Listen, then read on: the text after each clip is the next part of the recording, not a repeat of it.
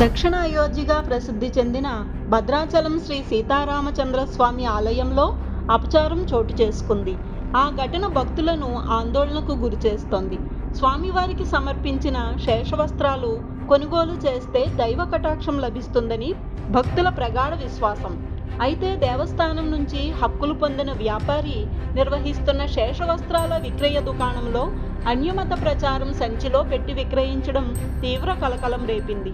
ఈ అనూహ్య పరిణామం ఆలయ పవిత్రతపై అనేక ప్రశ్నలు లేవనెత్తుతోంది.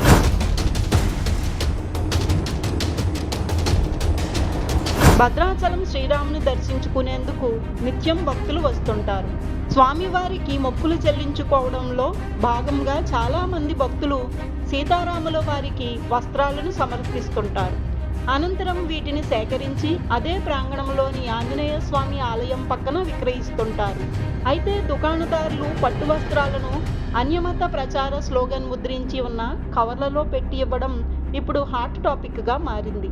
మే 31న ఓ భక్తుడు ఇచ్చిన ఫిర్యాదుతో ఈ ఘటన వెలుగులోకి వచ్చింది.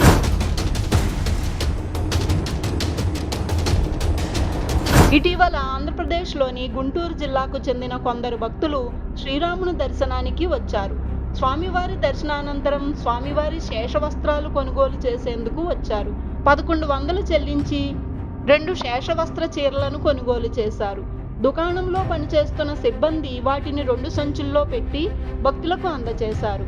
కొద్దిసేపటి తర్వాత ఆ సంచులపై అన్యమత ప్రచార స్లోగన్ ఉండడం చూసి భక్తులు ఒక్కసారిగా షాక్ అయ్యారు. ఇదేంటని షాప్ ఓనర్ని ప్రశ్నించగా వారి నుంచి సరైన సమాధానం రాలేదని భక్తులు తెలిపారు. అయితే కవర్లు లేక ఆ కవర్లో ఇస్తున్నాడేమో అని ప్రశ్నించగా అది కూడా కాదని కొత్త కవర్స్ అని సదరు వ్యక్తి పేర్కొన్నట్లు భక్తులు తెలిపారు.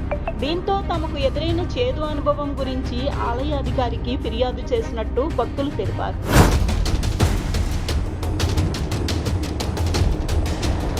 సమాచారం తెలుసుకున్న భద్రాచల ఆలయ సిబ్బంది దుకాణాన్ని పరిశీలించారు. అక్కడ కొన్ని సంచులపై అన్యమత ప్రచార స్లోగన్ ఉన్నట్లు గుర్తించారు. వెంటనే వాటిని అక్కడి నుంచి తొలగించారు.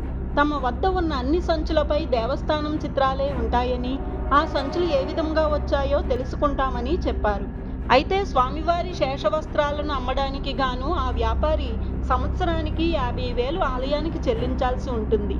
కానీ ఆ దుకాణంపై సంబంధిత అధికారుల పర్యవేక్షణ లేకపోవడంతో అన్యమత ప్రచార సంచులను ఏదో ఒక రూపంలో భక్తులకు అంటగట్టి అపచారం చేస్తున్నారనే విమర్శలు వెల్లువెత్తుతున్నాయి. పవిత్రమైన పుణ్యక్షేత్రంలో ఇలాంటి చర్యలు కొందరు ప్రోత్సహిస్తున్నారని భక్తులు అనుమానం వ్యక్తం చేస్తూ మండిపడ్డారు.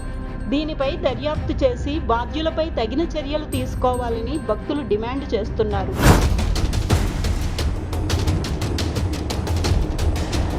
ఇలాంటి అన్యమత ప్రచారాల వివాదాలు హిందూ ఆలయాల్లో కొత్తేమీ కాదు.